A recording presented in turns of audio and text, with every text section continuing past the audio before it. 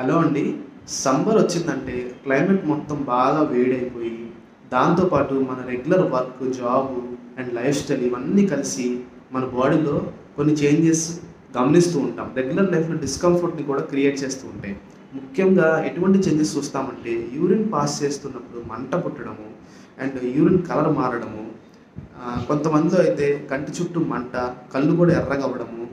ఇంకొంతమంది అయితే బాగా డీహైడ్రేట్ అవుతుంటారనమాట. వాళ్ళు చూసుకుంటే కిడ్నీలో రాళ్ళు కూడా ఏర్పడి నొప్పితో బాధపడుతూ ఉంటారు. ఇలాగా మన బాడీలో ఎప్పుడైతే చేంజెస్, డిస్కంఫర్ట్ గమనిస్తామో వెంటనే తగిన జాగ్రత్తలు, కొన్ని టిప్స్ ఫాలో అవ్వడం వల్ల దీని నుంచి ఫ్రీ అవుతామన్నమాట. దాంట్లో భాగంగానే కీరా దోసకాయ అండి. అవును, సంబర్‌లో కుకుంబర్.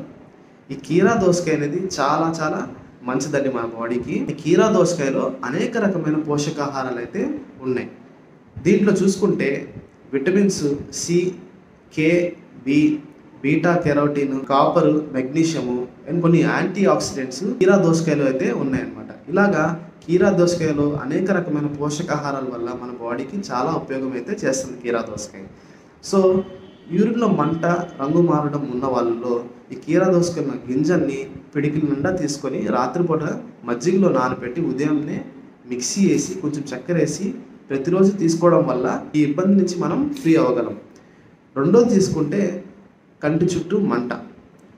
దీంట్లో చూసుకుంటే ఈ కీరా దోసకాయ స్లైసెస్ చేసేసి దీన్ని పేస్ట్‌ని కంటి చుట్టూ అప్లై చేస్తే ఈ మంట నుంచి కూడా ఫ్రీ అవ్వగలం. మూడోది చూసుకుంటే కిడ్నీలో రాళ్ళు, దాంతోపాటు ఎక్కువ డీహైడ్రేషన్ అనమాట. ఇలాంటి వాళ్ళలో చూసుకుంటే ఈ కీరా దోసకాయ ముక్కల్ని 6 నుంచి 10 స్లైసెస్ చేసి బాగా క్రష్ చేసి దీంట్లో సరిపడా వాటర్, కొంచెం పంచదార అండ్ ఇలాచి, ఏలక్కల పౌడర్ కూడా వేసి రోజుకి 2-3 సార్లు తీసుకుంటే ఈ కిడ్నీలో ఒకవేళ రాళ్ళు కనుక ఉన్నట్లయితే త్వరగా బయటకు వచ్చేస్తాయి అన్నమాట. ఇలాగా కొన్ని జాగ్రత్తలు వెంటనే మనం బాడీలో చేంజెస్ గమనించినప్పుడు తీసుకోవడం వల్ల వెంటనే దాని నుంచి ఫ్రీ అవ్వగలము. మన రెగ్యులర్ వర్క్‌లో కూడా యాక్టివ్‌గా మనం పార్టిసిపేట్ చేయగలం అనమాట.